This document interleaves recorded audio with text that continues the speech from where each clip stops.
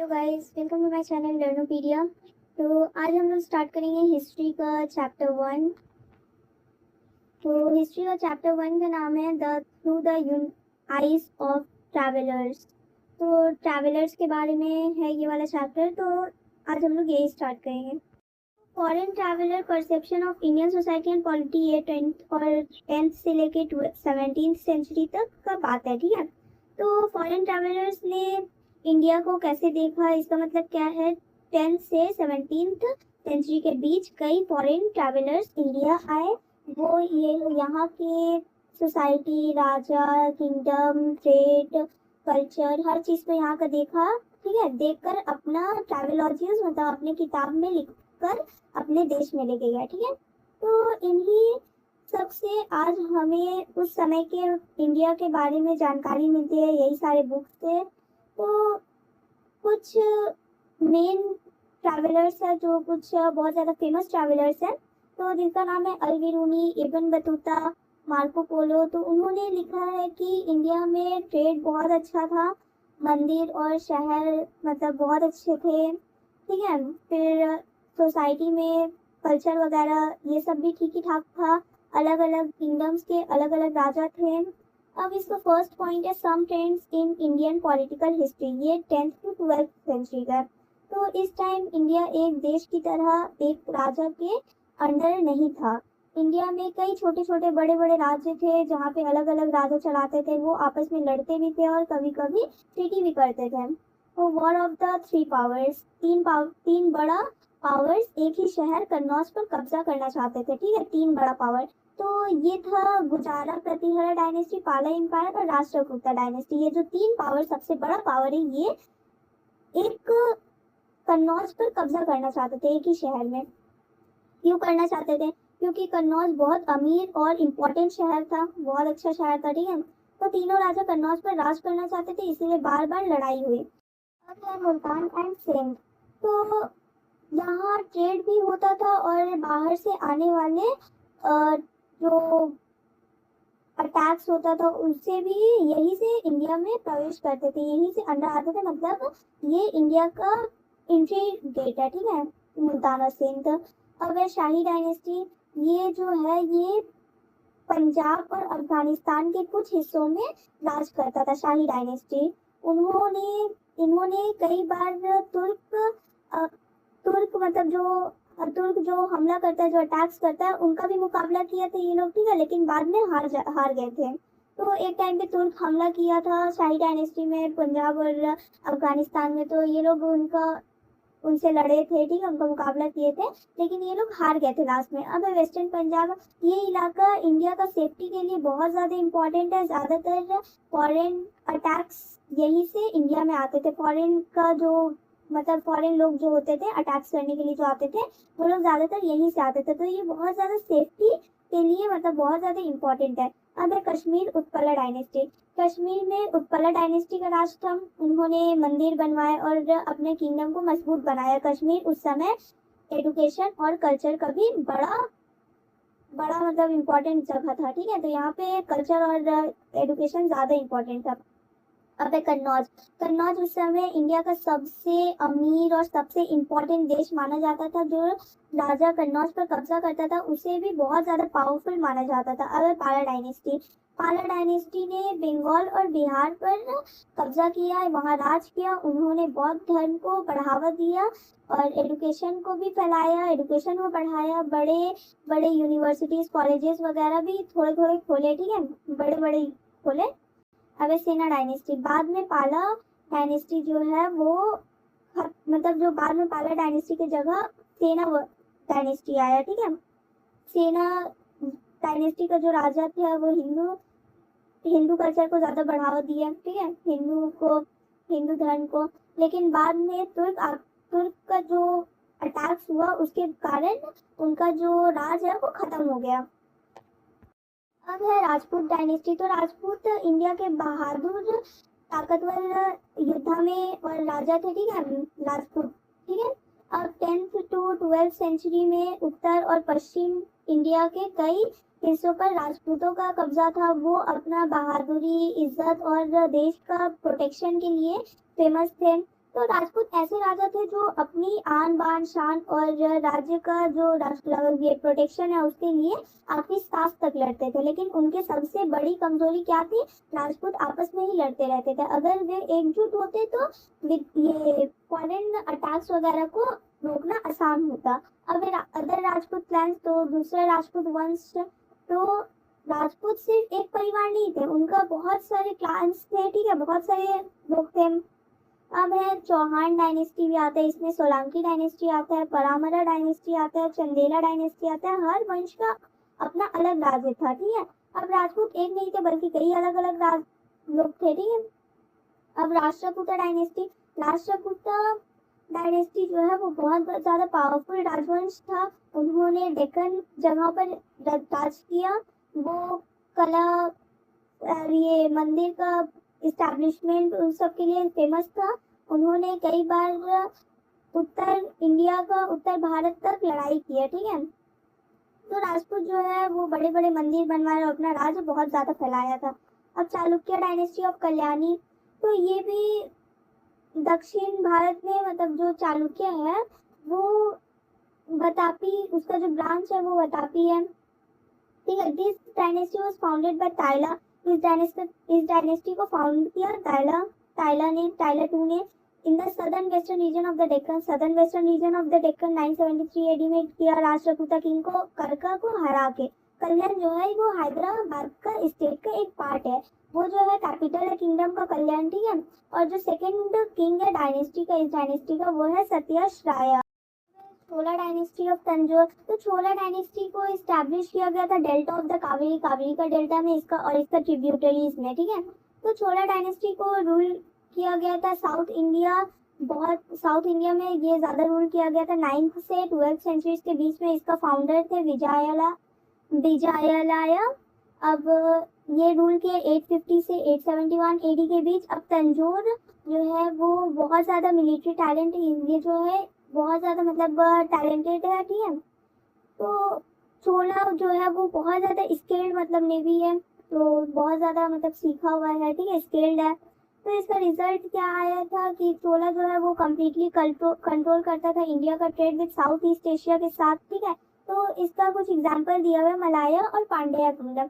अब पांड्या किंगडम, तो Asian Pandya kingdom जो है वो मिलकर बना हुआ है दो, प्रेजेंट डे में मदुरा और तिनेवली और ट्रावनकोर का मिलके एक किंगडम बना है, ये है पांड्या किंगडम, ठीक है। तो मदुरा जो है इसका कैपिटल है। और इन द 12th सेंचुरी में पांड्या जो है वो अंडर द चोला का, ठीक है। और middle of the 13th century के बीच में पांड्या जो है वो दोबारा से शुरू किया, किसके अंडर लीडरशिप? जटावर्मन सुंदर पांड्या 1251 से 1272 एडी के बीच, ठीक है। अगर होयसला किंगडम जो है जिसको रूल किया मैसूर में और मद्रास। होयसला किंगडम कहाँ था? मैसूर और मद्रास में, वो जो मतलब बिटवीन चोला और चालुक्य के बीच में सिचुएटेड है, ठीक है। और पहला नोटेबल मैन कौन है इस डायनेस्टी का? विष्णुवर्धना, जो रूल किया 1108 से 1152 तक, ठीक है। जो इस्टेब्लिश किया था कैपिटल इस जगह का द्वार समुद्रा को, और ये इस्टेब्लिश किया था होयसला किंगडम चोला और पांड्या कदम्बास और गंगास को हरा के। अगर तुर्किश इन्वेजन, तो दो तुर्किश रूलर था, सुल्तान महमूद ऑफ गजनी एंड मोहम्मद घोरी। जो रूलर था घूर का, मोहम्मद घोरी जो था वो रूलर था घूर का। घूर को जीता इंडिया सब कॉन्टिनेंट में 11th से 12th सेंचुरी के बीच में, ये घूर को जीता और यहाँ का राजा बन गया। देखिए 11th और 12th सेंचुरी में तुर्क भारत आए, ठीक है, इंडिया आए। उनका मेन एम था इंडिया का दौलत लूटना, अपने राज्य को फैलाना। सबसे पहले मोहम्मद ऑफ गजनी ने कई बार इंडिया पर हमला किया, उनके बाद मोहम्मद ऑफ घूर आए।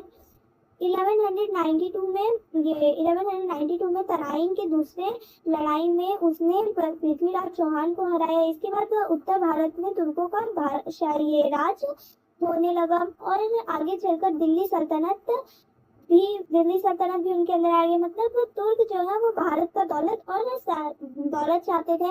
राजपूतों ने बहादुरी से लड़ाई लड़ी, लेकिन आपसी मतलब वो लोग का अंदर यूनिटी नहीं था ना, तो वो लोग अपने ही लड़ाई के वजह से धीरे धीरे उत्तर भारत पर मतलब वो लोग लड़ नहीं पाए, तुर्कों के सामने खड़े नहीं हो पाए, क्योंकि राजपूत जो है वो अपने ही बीच लड़ाई करते थे, उनके अंदर यूनिटी नहीं था।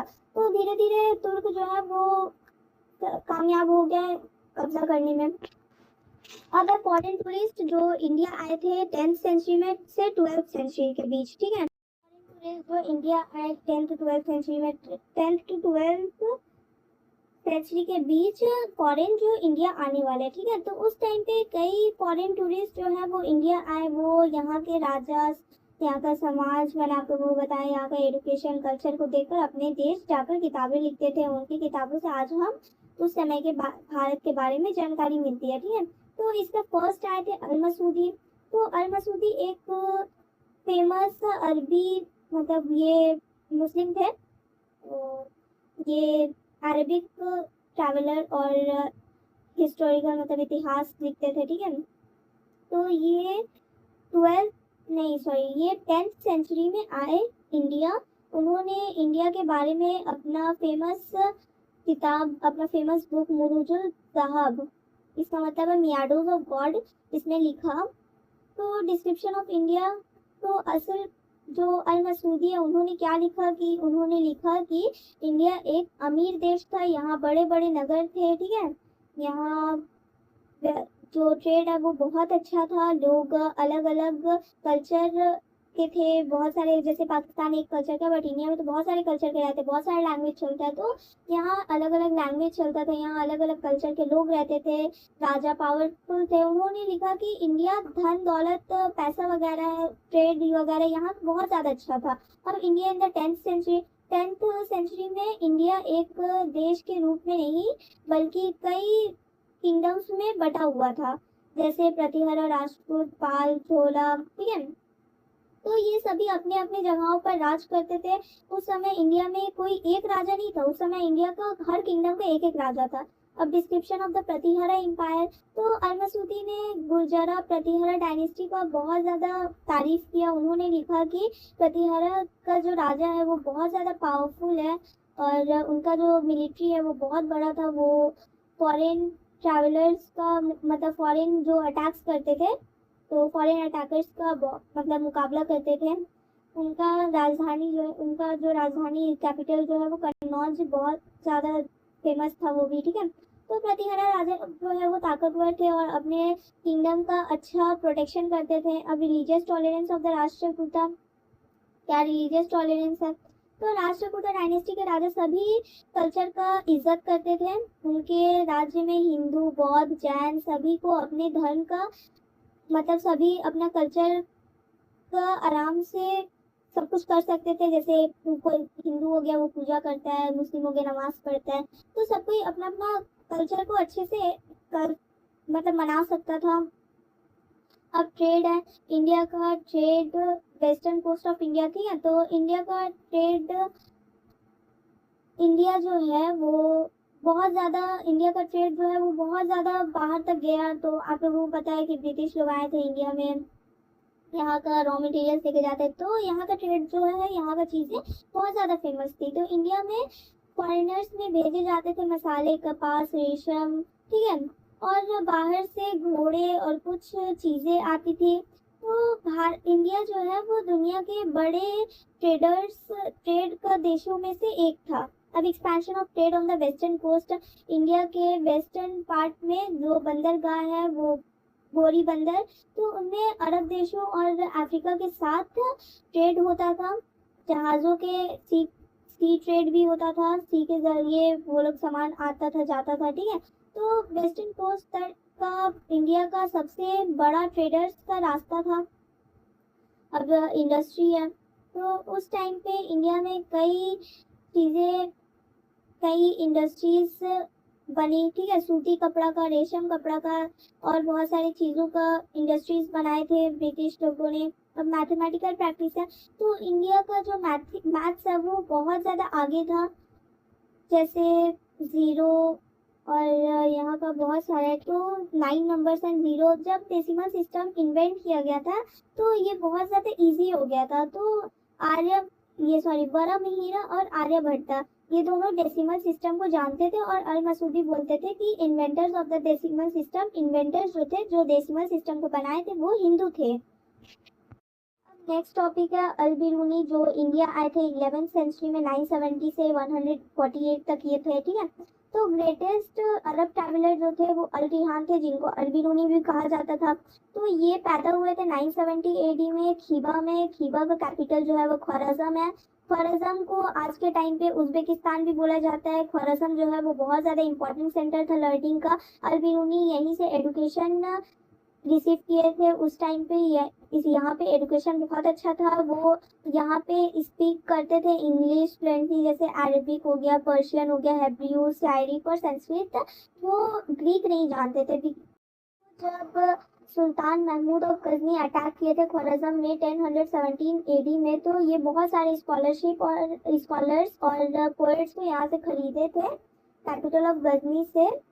और अल बिरूनी जो थे वो इनमें से एक थे। और ये जो है वो महमूद का कोर्ट में थे। अल बिरूनी का बहुत ज़्यादा मतलब अल बिरूनी जो है वो गजनी से बहुत ज़्यादा प्यार करते थे अपना, क्योंकि ये अपना पूरा लाइफ 70 ईयर्स तक मतलब ये जिए हैं और ये अपने डेथ तक गजनी में ही रहे हैं। अब Al Biruni interest in India है। तो अल बिरूनी का भारत में क्या इंटरेस्ट था इंडिया से। तो अब सवाल आता है उन्हें भारत से इतनी दिलचस्पी क्यों थी। तो क्योंकि उस टाइम पे इंडिया एजुकेशन का बहुत बड़ा, जैसे मैंने आप लोगों को बताया कि ख्वारज़म जो है वो बहुत ज़्यादा मतलब इम्पॉर्टेंट सेंटर है लर्निंग का। तो उस टाइम पे इंडिया जो था वो बहुत ज़्यादा इम्पॉर्टेंट सेंटर था लर्निंग का। यहाँ पे संस्कृत और ये सारी चीज़ भी पढ़ाया जाता था। फिलोसफी बहुत ज़्यादा फेमस था। संस्कृत लैंग्वेज में बहुत से इम्पॉर्टेंट चीज़ें लिखे गए थे। तो अल बिरूनी चाहते थे कि वो इंडिया का संस्कृत और जो वहाँ का एजुकेशन है उनको सही तरीके से समझे, इसीलिए उन्होंने संस्कृत लिखी। तो उन्होंने इंडिया के लोगों से बातचीत की। उन्होंने हिंदू धर्म, समाज विज्ञान, ये मैथ्स और सारी चीज़ों को गहराई से समझा। तो वो इंडिया का बुराई करने नहीं आए थे, वो सच में जानना चाहते थे कि इंडिया इतना महान क्यों माना जाता है। इसीलिए उन्होंने यहाँ का लैंग्वेज सीखे और लोगों से सीखा। अब Al Biruni arrival in India and writing of the book, sultan Mahmud of Ghazni attack किए थे इंडिया में 1000 एडी में, 1 से 127 एडी में, ठीक है, 1027 एडी के बीच, ठीक है। तो 11th सेंचुरी में महमूद ऑफ गजनी ने भारत पर अटैक किया। अल बिरूनी महमूद गजनी के साथ इंडिया आए, लेकिन ध्यान रहे वो आर्मी नहीं थे, वो लड़ाई करने नहीं बल्कि इंडिया को जानने के लिए आए थे। तो इंडिया आने के बाद उन्होंने कई साल तक यहाँ रहकर यहाँ का संस्कृति, ठीक है, ये सब चीज़ें सीखे, यहाँ का मंदिर वगैरह देखे, यहाँ का हर चीज़ अच्छे से देखे और जाने। तो राइटिंग ऑफ द बुक है, तो इंडिया का लंबे टाइम तक सब कुछ जानने के बाद उन्होंने एक फेमस बुक लिखा जो आज के टाइम पे बहुत ज़्यादा फेमस है, किताबुल हिंद, जिसको तहकीकी हिंद भी कहा जाता है। तो इस बुक में उन्होंने लिखा कि इंडिया का सोसाइटी कैसा था उस टाइम पे और कल्चर वगैरह कैसा था, रिलीजन कैसा था और रिलीजन को कैसे राजा चलाते थे, यहाँ का कल्चर वगैरह कैसा था, एजुकेशन का सिस्टम कैसा था, यहाँ का मैथ्स और संस्कृति कैसा था, यहाँ के लोग कैसे थे, यहाँ का रीति रिवाज कैसा था, यहाँ का ज्योग्राफी कैसा था। तो और यहाँ के इंडिया का जो लोग हैं वो अपना लाइफ कैसे गुजारते थे वो सब इसमें लिखे। उन्होंने कोशिश की कि जो भी लिखे सच और अच्छे से लिखे, ऑब्जेक्टिव लिखे पूरा, ठीक है। तो उन्होंने इंडिया में के बारे में सुनी सुनाई बातें नहीं लिखी, पहले खुद देखा, सीखा और समझा, फिर किताब लिखी। अब अल बिरूनी का कॉन्ट्रीब्यूशन क्या है। तो अल बिरूनी का किताब से हम पता चलता है कि उस टाइम पे इंडिया एजुकेशन में बहुत आगे था। मैथ्स और संस्कृत जो है एजुकेशन में बहुत आगे था। मैथ्स और ये सारी चीज़ में भी बहुत अच्छा था, ठीक है, इंडिया।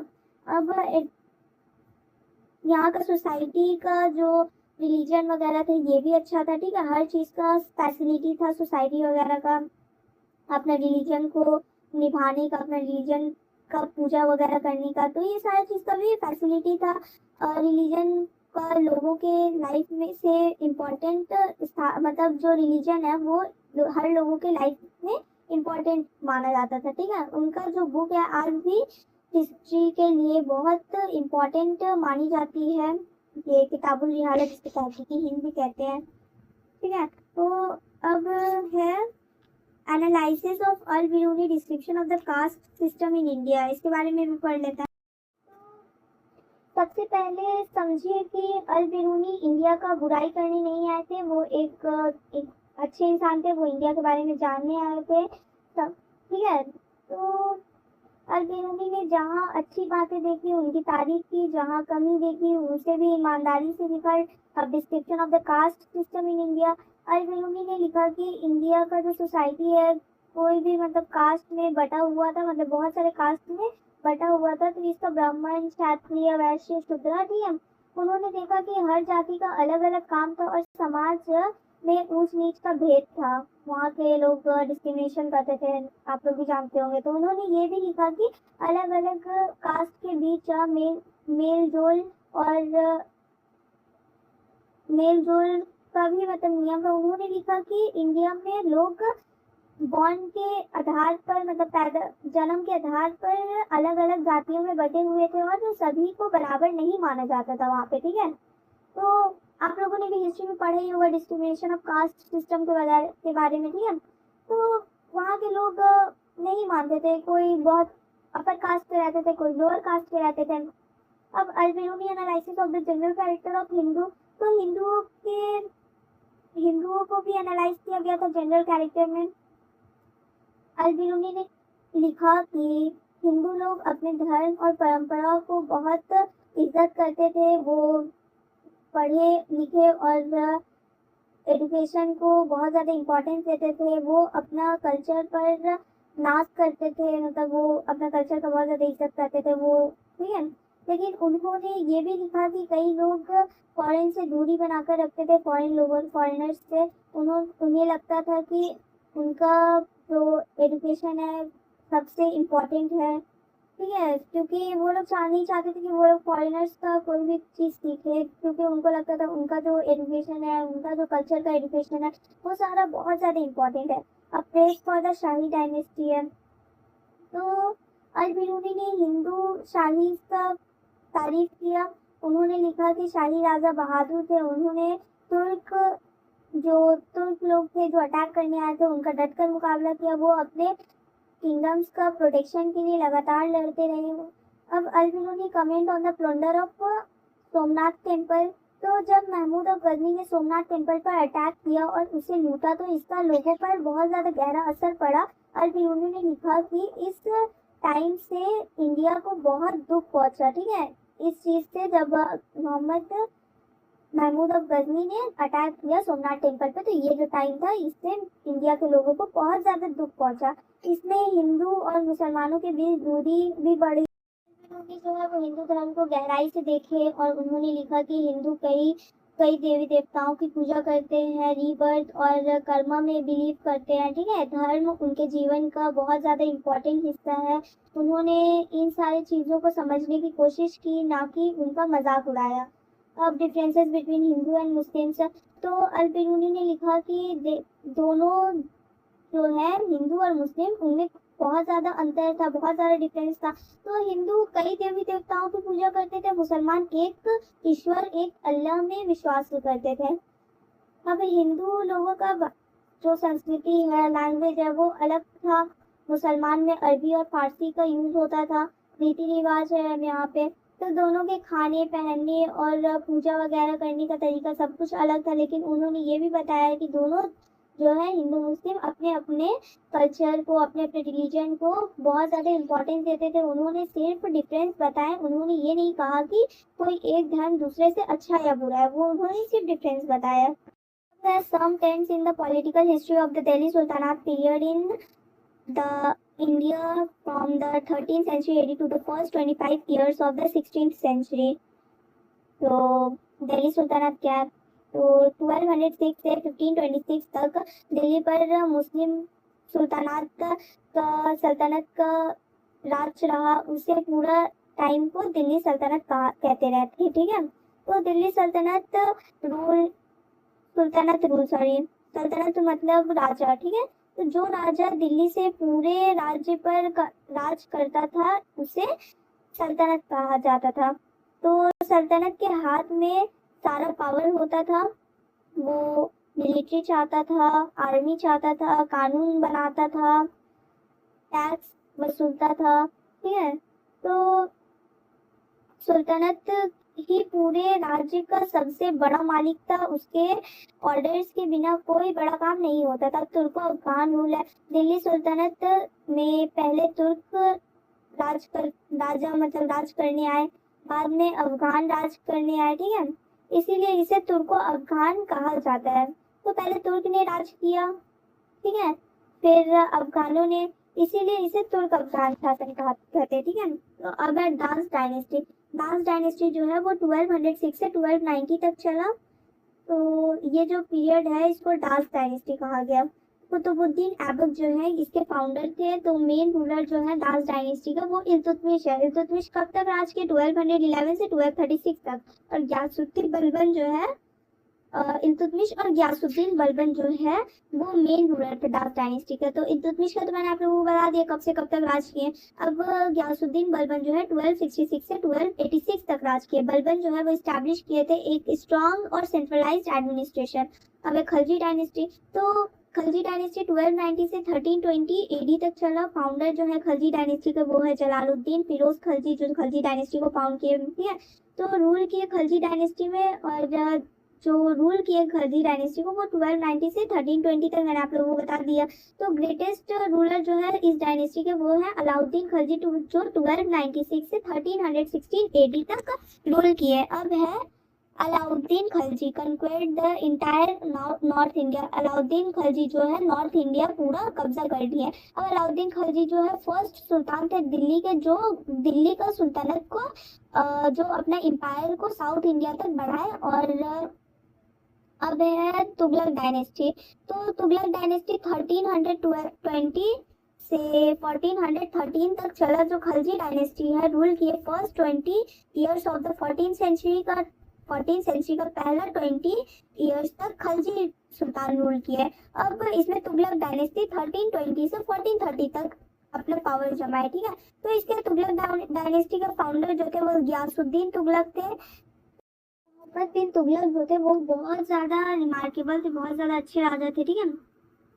अब सैयद डायनेस्टी 1413 से 1451 तक चला। तो तुगलक डायनेस्टी का गिरने के बाद सैयद डायनेस्टी आया, ठीक है। तो सैयद डायनेस्टी का फाउंडर थे खिज़्र खान। खिज़्र खान जो है वो हजरत मोहम्मद को मानते थे, मतलब एक मुसलमान थे। तो ये सैयद डायनेस्टी को फाउंडर थे। अब लोधी डायनेस्टी है। तो founder of the Lodhi dynasty Bahlul Lodhi है, ठीक है। तो लोधी डायनेस्टी रूल चला 1451 से 1526 तक। अब ग्रेटेस्ट सुल्तान जो है वो लोधी डायनेस्टी के सिकंदर शाह लोधी 1489 से 1517 तक रूल किए। अब 1526 में लास्ट सुल्तान जो है वो लोधी डायनेस्टी के वो इब्राहिम लोधी है, जिसको मतलब बाबर जो पहला बैटल ऑफ पानीपत में मारे गए, ठीक है। पहला बैटल ऑफ पानीपत में लोधी डायनेस्टी के लास्ट राजा मारे गए। तो इसका क्या रिजल्ट निकला? तो में दिल्ली सल्तनत जो है वो गिर गया पूरे तरीके से और मुगल पीरियड स्टार्ट हो गया। अब यहाँ से मुगल पीरियड स्टार्ट हुआ। अब इस सिस्टम का कुछ कैरेक्टरिस्टिक है, मतलब कुछ कैरेक्टरिस्टिक है सिस्टम का, गवर्नमेंट का। तो यहाँ का राज करने का सिस्टम कैसा था? तो दिल्ली सल्तनत में सुल्तान सबसे बड़ा राजा होता था, ठीक है। उसके हाथ में पूरा पावर होता था क्योंकि वो तो दिल्ली में बैठा हुआ था। तो वो कानून बनाता था, सेना चलाता था, टैक्स वसूलता था। सुल्तान अकेले सब काम नहीं कर सकता था, इसीलिए वो मिनिस्टर, ऑफिसर्स, क्लर्क्स वगैरह रखता था। लेकिन एक बात बहुत ज़रूरी थी, उन्हें हमेशा सुल्तान के लिए वफादार रहना पड़ता था। आगे कोई अधिकारी सुल्तान के खिलाफ जाता तो उसे से हटाया या सजा दी जा सकती थी। अब हाईली सेंट्रलाइज्ड गवर्नमेंट है, तो सारी पावर जो है वो दिल्ली में सुल्तान के पास रहती थी। पूरे किंगडम के बड़े फैसले सिर्फ दिल्ली से होते थे। अब army was the main strength. सुल्तान का सबसे बड़ा ताकत जो है वो उसका आर्मी था। अगर कोई उसके खिलाफ कुछ बोलता है या उसका दुश्मन होता उस पर हमला करता तो उसका सेना ही उसे रोकता। Relation with the caliph, caliph के साथ कैसा रिलेशन था उस टाइम, मुसलमानों के जो रिलीजन था उसको कैलिफ कहा जाता था। दिल्ली का जो सुल्तान है वो सिर्फ नाम के लिए नॉमिनली कैलिफ का मतलब सिर्फ इज्जत करता था, ठीक है, लेकिन इंडिया के अंदर वो पूरी तरह इंडिपेंडेंट था। अब sultan as the shadow of God, कई लोग सुल्तान को शैडो ऑफ गॉड मानते थे। इससे मतलब गॉड का जो है वो शैडो मानते थे। इससे लोगों में सुल्तान का इज्जत और डर दोनों बना रहा। अब ulema could not control the sultan. उलेमा जो है वो इस्लाम के मतलब इस्लाम का जो गुरु होता है, मतलब जैसे जो गुरु होता है इस्लाम का, ठीक है, तो वो होते थे, तो वो सलाह दे सकते थे, लेकिन हर बात में सुल्तान को ऑर्डर नहीं दे सकते थे, वो सिर्फ सलाह दे सकते थे। आखिरी फैसला सुल्तान का ही होता था। है rise of regional power during the sultanate. जब दिल्ली सुल्तानात का स्टार्टिंग हुआ तब लगभग पूरा यहाँ का पूरा उत्तर इंडिया का जो उत्तर साइड है वो सुल्तान के अंडर था। लेकिन टाइम के बीतने के साथ कुछ सुल्तान कमजोर साबित हुए, ठीक है। सबसे ज्यादा प्रॉब्लम मोहम्मद बिन तुगलक के राज में आखिर में हुआ, राज का आखिर में हुआ। क्योंकि बहुत बड़े बड़े आर्ग्यूमेंट्स करने वाले मतलब लड़ने वाले आए। अब लोग मतलब खुश नहीं थे। बहुत सारे गवर्नर सुल्तान को बात मानना छोड़ दिए थे। अब दिल्ली का सेना हर जगह लड़ाई नहीं रोक पाई, ठीक है। अब रीजनल पावर कैसे बने? जब दिल्ली कमजोर हुई तब अलग अलग देशों के जो राज करने वाले वो खुद को इंडिपेंडेंट मानने लगे, यानी उन्होंने दिल्ली को टैक्स देना बंद कर दिया और अपने अपने किंगडम्स बना लिए। अब बंगाल, सबसे पहले बंगाल ने दिल्ली से अलग होकर अपना किंगडम बनाया। यहाँ शमसुद्दीन इलियास शाह ने इलियास शाही वंश को इस्टेब्लिश किया, ठीक है। अब उन्होंने पूरा बंगाल को एकजुट किया। उनके टाइम क्या हुआ, बंगाल एक पावरफुल राज्य बना, ठीक है। खेती और ट्रेड बढ़ा। वहाँ का जो नया इमारत है वो मस्जिद बनाया है, ठीक है। इलियास शाही ने बंगाल को मजबूत और इंडिपेंडेंट राज्य बना दिया। अब हुसैन शाही रूल क्या है, तो बाद में बंगाल में अलाउद्दीन हुसैन शाह राजा बने, वो राज किए। उन्होंने बंगाल को सबसे अच्छा मतलब उन्हें बंगाल का सबसे अच्छा राज करने वाला माना गया। उन्होंने ट्रेड बढ़ाया, कला कल्चर वगैरह को बढ़ाया, ट्रेडिशन कल्चर हर चीज़ बढ़ाया, हिंदू और मुस्लिम दोनों के साथ अच्छा बिहेवियर किए रखा, हर चीज़ को मजबूत बनाए। अब हमारे नेक्स्ट है foreign travellers visiting India during the sultanate era, India described by Marco Polo. Marco Polo के बारे में पढ़ेंगे हम लोग। मार्को पोलो के बारे में नेक्स्ट वीडियो में पढ़ेंगे, क्योंकि ये वाला वीडियो बहुत ज़्यादा लंबा हो गया। नेक्स्ट मार्को पोलो के बारे में पढ़ेंगे, तो मुझे सपोर्ट करें ताकि मैं आप लोगों की मदद के लिए और ज़्यादा वीडियोस बना सकूं। तो वीडियो को लाइक शेयर सब्सक्राइब करें। अब मिलते हैं नेक्स्ट वीडियो में, तब तक के लिए बाय बाय।